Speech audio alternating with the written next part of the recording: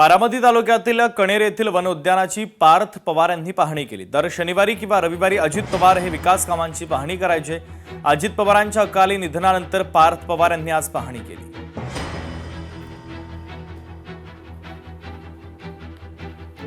अजित पवारांच्या विमान अपघातासंदर्भात रोहित पवार यांनी केंद्रीय गृहमंत्री अमित शहांना मेल करून चौकशीची मागणी केली आहे। त्याप्रमाणेच राष्ट्रवादीचे आमदार अमोल मिटकरी सुद्धा मेल करून निपक्ष चौकशीची मागणी करणार आहे। 16 दिवस उलटूनही ब्लॅक बॉक्सचा डेटा अजूनही प्रसिद्ध केला नाही। किमान सीसीटीव्ही फुटेज तरी प्रसिद्ध करावे अशी विनंती मिटकरी यांनी केली आहे। मिटकरी यांनी सीआयडी चौकशीवर देखील संशय व्यक्त केला आहे। विमान जमिनीला स्पर्श करण्यापूर्वीच स्फोट झाला होता, म्हणजे त्यात स्फोटकं ठेवली होती का, अशी शंका मिटकरींनी उपस्थित केलेली आहे।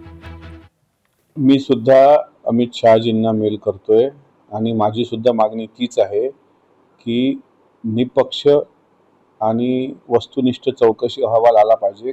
अजूनही ब्लॅक बॉक्सचा डेटा सार्वजनिक झाला नाही। काही तासांपूर्वी माननीय केंद्रीय उड्डाण राज्यमंत्री मुरलीधर मोहोळ यांची पत्रकार परिषद मी सांगलीवरून बघितली। त्यांनी त्यात बोलताना सांगितलं की आम्ही लवकरच तो डेटा सार्वजनिक करू। लवकरच म्हणजे किती वर्ष, किती महिने, किती दिवस, किती तास, ह्याचा टाइम बॉन्ड पिरियड मात्र त्यांनी दिलेला नाही। दुसरी गोष्ट अशी आहे की ब्लॅक बॉक्सचा डेटा होईल तेव्हा होईल सार्वजनिक, सीसीटीव्ही फुटेज तरी निदान आलं पाहिजे। सुनेत्रा पवार आमदारांची बैठक घेणार आहेत। बैठकीत विलिनीकरणाच्या संदर्भात चर्चा होणार आहे। 17 फेब्रुवारीला मुंबईत बैठक होणार आहे। दिलीप वळसे पाटील यांनी या बैठकीच्या संदर्भातली माहिती दिलेली आहे।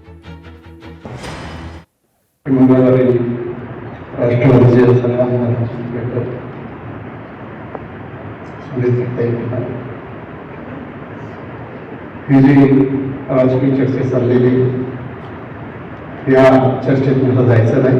जो निर्णय पक्ष घेईल त्या निर्णयाच्या बरोबर जिल्हा परिषदमध्ये सुद्धा आणि पंचायत समितीमध्ये सुद्धा आपण सगळ्या कार्यकर्त्यांनी तयार राहायला पाहिजे। लोकशाही मराठी ऐका, पहा, जागरूक रहा।